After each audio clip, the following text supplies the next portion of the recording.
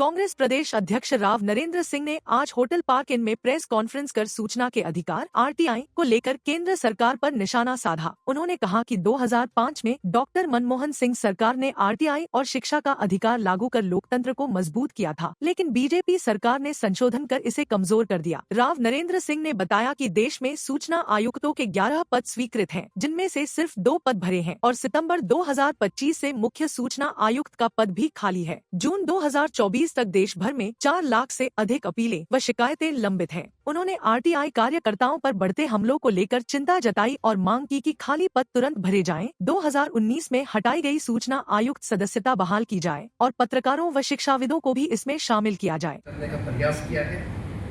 इससे हमारे देश की पारदर्शिता और लोकतांत्रिक जो है ढांचा उस पर चोट है मुख्य रूप से। जैसे कानून पर जो हमला हुआ सूचना का अधिकार 2005 का, 2019 में जो संशोधन लाया गया था उससे स्वतंत्रता जो आज़ादी थी उसको कमजोर किया और कार्यपालिका का प्रभाव बढ़ाया गया। कैसे किया गया इसमें? जैसे पहले हमारे कानून के अंदर आयुक्तों जो होते थे, कमिश्नर आयुक्त, इनका कार्यकाल 5 वर्ष का था, लेकिन इस संशोधन में कर दिया गया कि केंद्र सरकार के ऊपर छोड़ दिया गया कि कार्यकाल और सेवा सत्ता का अधिकार दे दिया। उसके बाद से स्वतंत्रता प्रभावित हुई और कार्यपालिका का प्रभाव बढ़ गया। तो एक तो ये मुख्य रूप से बात। इसी तरह 2023 का जो डिजिटल पर्सनल डाटा प्रोटेक्शन अधिनियम था उसके बारे में भी उसका भी व्यक्तिगत जानकारी की परिभाषा जो थी द्वारा बढ़ा दिया गया। पहले क्या था कि व्यक्तिगत जानकारी नहीं जाती थी, अब जो कानून बनाया उसके बाद आप व्यक्तिगत जानकारी ले नहीं सकते।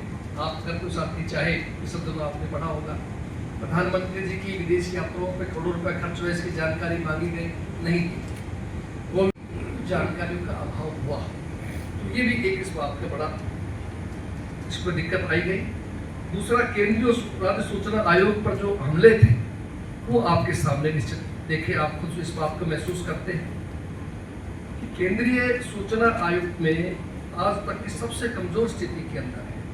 पहले जब आप कानून बना था 11 आपकी स्वीकृत पद थे और 11 स्वीकृत पदों में से केवल 2 आयुक्त कार्य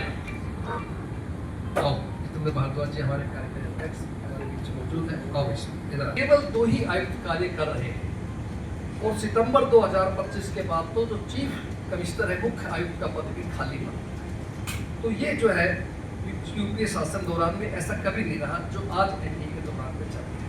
तो ये एक आपकी जानकारी हम देना चाहते हैं। इसी तरह से जो पेंडिंग मामले जो पड़े हुए हैं, जून 2024 तक देश भर के 29 जो आयोग हैं उनमें लगभग 4,05,000 अपील और शिकायतें लंबित थी, जो 2019 की तुलना में लगभग दुगनी थी।